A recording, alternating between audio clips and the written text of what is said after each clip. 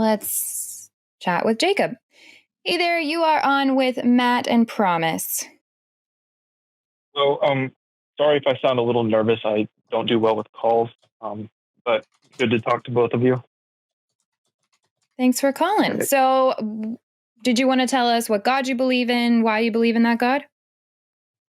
Yeah. So, in all honesty, I was a Christian, and I'm kind of holding on to the God belief in weird ways. I'm not totally sure if this is the best the best starting point to come up with a conclusion, but that's just what I'm doing. Um, I kind of believe in a more physical God, and it's not like a being. It's more of like a emergent property of a mind, kind of like a sort of part of your consciousness or your brain, um, a state of mind almost.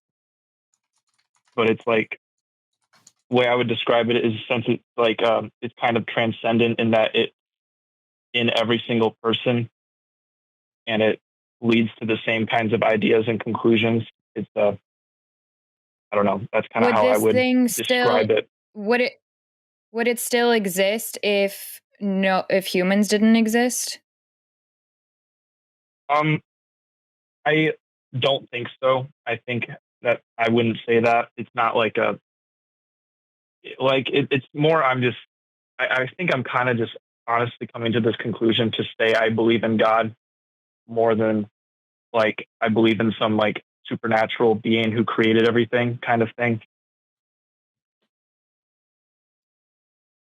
So, okay, Um, I'm confused. So, you're saying mhm. you think God is consciousness? No, it's like so. I would say it's like a state of consciousness. So like in various religions, they have prayer, they have meditation. There's altered brain states in religion. A lot of religions have connections to certain drugs or dreams, or like lots of revelations through dreams. And I think that through a sort of altered consciousness, people can come to similar conclusions. Like a lot of religions sort of have I'm not saying they're all connected in like in that sort of way, like a supernatural kind of way, but people can kind of draw similar moral conclusions or something like that from this sort of state of mind. Um, so I think like it's it's sort of How is that natural anything transcendence other in that way. than how is that how is that anything other than, oh, humans in altered brain states sometimes reach similar conclusions about some things or sometimes cite similar experiences? Like I still am not understanding the God part or anything other I than think just something happening within that person's brain. I think I honestly I kind of agree. I think that the difference or the thing I would add to it is that since it like also connects to sort of feelings like peace or a sense of unity, that kind of thing, or feeling like a presence of But God isn't kind of thing. It's all physical though. Sorry, but Yeah, but isn't that still just a feeling? How is that? What makes us think it's anything other than what we already know it is, which is not God? I think that yeah, I think the reason I say God, it's kind of like a more. I kind of can't say I'm an atheist where I am, and so I when I say I believe in God, this is kind of it. But I think what you're saying, like it is just a kind of physical state of mind. I think that's a more accurate way to put it. I think Do you it think just that you're being a just sort of yeah. do you think you're just trying to call something God so that you still have the familiarity of belief in that, even though you don't really think that there's a God? You're just like, well, I know this is technically something else, but let me just call it God because that makes me feel like I haven't completely lost this thing. It's a mix of that and like I can't really come out to like family and be like, oh, I'm an atheist and all that. So like I can kind of connect this to being a god and something. Um, and Yeah, I it totally get feels that. I sort of I did that yeah. for a bit. hmm And I don't know. It just I feels think sort of sorry. intuitive. Oh, sorry. I mean, that's something that confuse. I mean, there's a lot of things here that confuse me, Jacob, and I'm not going to get into all of them. But when you say you can't come out to family, Do you describe the God you believe in to your family? No, I do not. No. Wouldn't that be a problem too? I mean, they probably think that you are still a Jesus worshiper, a Yahweh worshiper, whatever. And so you're running Yeah. around saying you believe in a God, and you're desperately trying to find something you can believe in that might qualify as a God, but you don't believe in the same God that they do. So at some point, even when you come clean, you're going to be like, "Hey, I don't believe in the God you believe in." How is that going to be different from saying I'm an atheist? I guess it kind of was a progression from like just regular evangelical. Then I got into like all the esoteric stuff, like Christian Gnostic stuff, and then that kind of didn't really stick. And then I just kind of came down this way. It's You are right though. It's kind of more of a I just say this so I can kind of hold on to No, it, and it sort of if feels you're already intuitive. lying to Mhm. them, if you're already lying to them, why not stop lying to yourself? I don't know. I think it is a sort of like a nice umbrella term for all this kind of thing, and it kind of makes sense in terms of I don't know. I can tell myself that these things all kind of originate in the brain, and they're all kind of it's within every other person. So it's kind of it's like transcendent among humans, and so it's kind of like God. I don't know. It's You're making more sense than I'm making though. Yeah, Jacob, Well, go ahead. I think it's I think this is worth you, like Matt says, just I understand not being able to be honest with family or even anybody else, and you don't owe those answers to other people, and that's fine. But even more so, you deserve to get to be honest with yourself, and you're going to feel so much better and more at peace when you're not having to try to tangle up this or conjure up some sort of belief that you already don't feel you have. And I'm sure Matt's going to mention it too. But recovering from religion, if you haven't heard of them yet, I highly recommend you check out their helpline and have a conversation with somebody there too, because they can even talk to you about the weight of not being able to share this with family. Um, I'm glad you called about this, though. I think this is a really good call for people to hear because I think this is an issue for a lot of people, and you're just actually being honest about it, where the circumstances make it to where you almost quote have to believe. And so you're looking for whatever ways you can, even though deep down, it sounds like you're pretty unconvinced. And I don't think we can choose our beliefs. I think we're Hmm. either convinced of something or we're not convinced of it. And so that tension of not being convinced, but then still trying to believe, I know that tension from years ago, and it is one of the worst feelings, and it is one of the best feelings to be able to be honest and figure out where you're actually at with all of this instead of try to keep all your ducks in a row with everything on the outside, if that makes sense. Yeah, that does make a lot of sense. It is just kind of a mixture of different things, and I think a lot of it is more the I guess uh, situation I'm in where I can't really be honest about it. So in order to kind of keep everything together, I just kind of come up with all these ideas to kind of throw some pseudo religion together so I can say I have that kind of belief, I guess. Um, but that all makes a lot more sense than what I'm saying and what I had kind of written down to talk about. But yeah, thank you. Because the Yeah. No, concept I you called in appreciate the about, honesty. it's weird because it What was says that? here in the call screener notes, it says that you're saying because conscious minds exist, it's possible for an existing conscious mind to exist again. Oh yeah. So the that was like my original thing because I that it's another kind of way I've made sense of maybe an afterlife could be real. But you guys asked what God I believe in, so I started with that. Um, How do you know it's I could go into possible for an existing mind to exist again?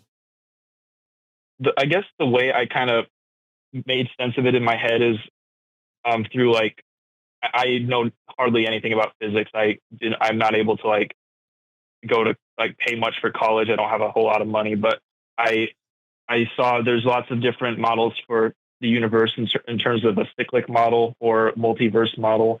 And the way I kind of made sense of it is, what exists physically is possible to exist. And if it's possible to exist, then there's infinite chances for it to exist again. Like it could happen again. That's kind of the way I made sense of it in sort of like a, oh, if I die, I could exist again in some sort of form. I don't know if it's a heaven or whatever, Yeah. but it's a, I don't know yeah, that the way that I would. represents I don't know that that represents any demonstration of actual possibility. There's within logic, Yeah. there's this notion that whatever hasn't been shown to be impossible and whatever isn't logically impossible, it gets to be considered as possible.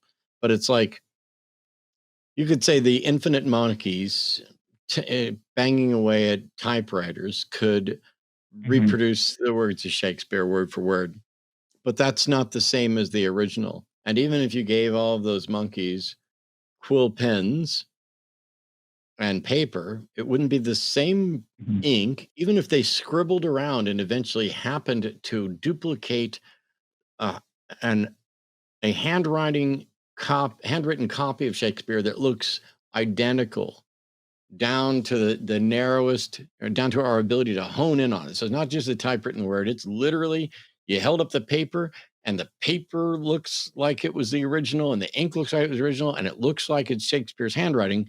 That still wouldn't be the original. I mean, Hmm. the notion, like, for example, the brain, the actual physical brain that I have right now is not the actual same physical brain that I was born with.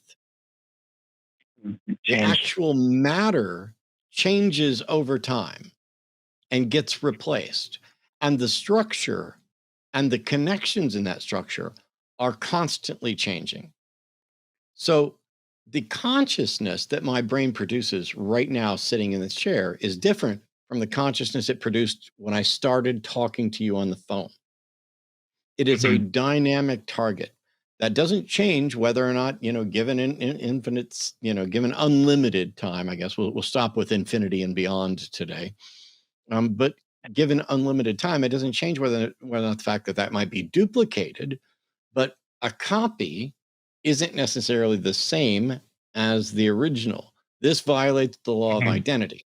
And so while I might be okay with the notion that it is theoretically or hypothetically possible for a copy of my brain at this instant to exist at some other time or place in the universe, the instant that thing comes into existence, Is if it it really just you? pops, Like that question. if a copy of my brain right now popped into existence somewhere else, the instant it comes into existence, it would already be different from mine and they would continue to diverge because they are impacted by their Hmm. surrounding. So it is something of negligible significance or relevance. And I don't think, as your quote suggested, that that could be considered in any way a reincarnation because my continuity of experience, as far as I can tell, ends with my death and is not transferable to another copy of my brain. Hmm. And that's kind of the same question I had about like, oh, heaven, are you really you in heaven or whatever? And it kind of the same kind of question came up with this whole process I developed. Um, and yeah, I really don't know. I think that's that makes more sense that it probably isn't you if it does happen Now, again. I the way guess the Bible what was describes that? it, the way the Bible describes heaven, for example, I don't think anybody could be there, but definitely my mom's not going. She Hmm. thinks she's going, but my mom could not be. If my mom knows I'm in hell, there's no way my mom couldn't be sad, but there's no sadness in heaven, which means my mom can't be in heaven and be aware of my disposition. And also, there's no way my mom can't not or can't fail to be sad if she doesn't know whether or not I'm in heaven or hell. And so there's Hmm. no version of my mom's consciousness and personality that can exist in a place without sadness. Hmm. It would have to be an So it's like invented really not entity. her. Yeah. Yeah, basically, God takes some copy of you, wipes out all the stuff that isn't compatible with heaven, and sets the rest free there. And to me, Hmm. that is an absolutely pathetic, hollow shell of who Hmm. and what you were. The things that make me me, the things that inform my position, and the things I enjoy are not always the good things. Sometimes it's good to Mhm. be sad. Sad teaches you a lesson, makes you remember how much you care about something. This Mhm. oversimplification of, oh, there will be no sadness in heaven. There should be sadness. There should be Mhm. sadness for anyone who didn't get up there.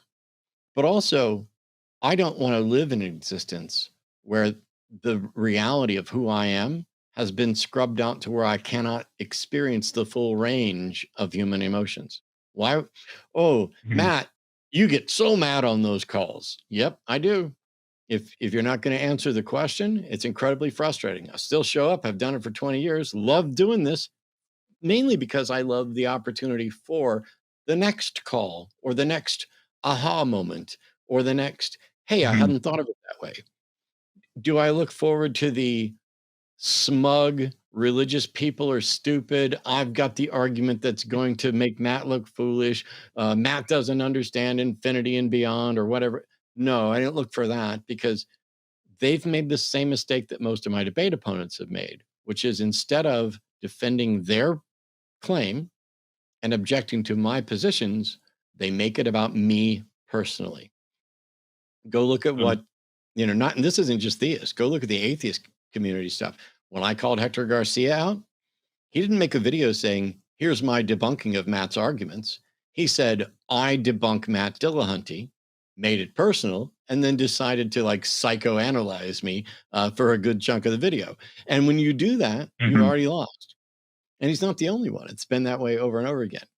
But back to the thing of heaven, if it's not me, if I'm not going to be experiencing it, if I can't be sad about the fact that somebody else, somebody I love isn't there, then it's no longer me. And so that means Mhm. that this entity, which is going to change, I'm a dynamic brain. My consciousness is going to change. I'm going to have better days and worse days. Someday I'm going to cease to exist. If there's a life beyond that, I don't know how you can reach that conclusion because, like the ship of Theseus issue, what makes me today the air quotes same as me yesterday is a continuity of experience. If you Mhm. took me yesterday, teleported me to today without You'd be updating my you brain for yesterday. that gap, I would not be the Mhm. same as I was after experiencing that gap. And so as we replace Mhm. parts on the ship, we redefine what the ship is. I get what Mhm. math is gets redefined every instant. We just don't bother to catalog it all. That's a good point that I hadn't really thought of. Yeah, But Star Trek yeah, teleporters are suicide. mhm. I don't know what else I can really say, but I do appreciate this call. Kind of made me think a bit more about this Sure. all, and I kind of made me honestly say how what these thought processes really kind of are. Yeah, I do have a Awesome. bit more thinking to do, and yeah, thank you. Sure. Thanks Thank a you. lot, Jacob. Call back anytime. All right. Yep. Thank you, guys. Bye-bye. The honesty is so refreshing. It's nice. Wildly refreshing. And the thing is, Ah, if you walk away from a conversation like that going, you know what? I still kind of feel like there's some kind of soul and some kind of afterlife. Okay, fine. But if you walk away from that going, wow, those two, they just made stuff up and are saying that they know stuff and are dismissing things left and right without, evaluating. That's just not the case. I mean, oh, there can't be an infinite regress. I have no idea whether or not that's true. I understand why people argue that. But then the question becomes, what is your solution to that? And why does your solution consistently go to, oh, there's a magic being that knows everything and can do anything and exists outside of space time. And that being doesn't have a beginning, doesn't have a problem with an infinite regress um, because he's not moving within this space time. Well, what time is he moving within? And is he infinite within that time? Because even in the example I came up with earlier of my Sims, if they were able to actually reasonably conclude that there is a world out here with a different set of rules for space-time, and that I am their creator, would they view me as infinite within my own space-time? And the answer is no. You can't reach, I'm not infinite within my space-time. And it would be a mistake for them to conclude that I'm infinite within my space-time. It may be justified for them to conclude that I am infinite with respect to their space-time, because if I'm there at the beginning and at every conceivable point, and I'm able to rewind, move around, all this stuff, within their thing, I am everywhere and everything. But that doesn't mean that they've solved the philosophical problem of an infinite regress. They have just moved it back one step, the same as they've done with a first cause.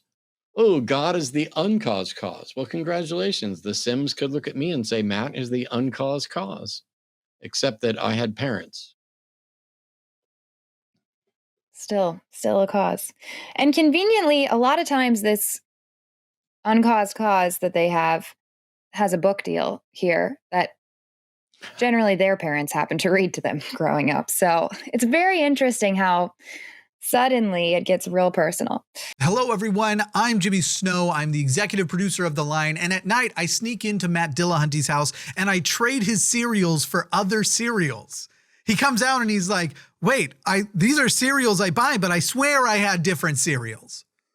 Anyway, would you like to support this channel or any specific show? You can do so over on Patreon or in channel memberships. There are special tiers for special shows or for the channel at large, and it helps us expand programming as well as hopefully very soon launch it in podcast form. Now, also, if you'd like to support, you can like, you can subscribe, you can leave a comment or a super thanks, which is a special highlighted comment that you pay for.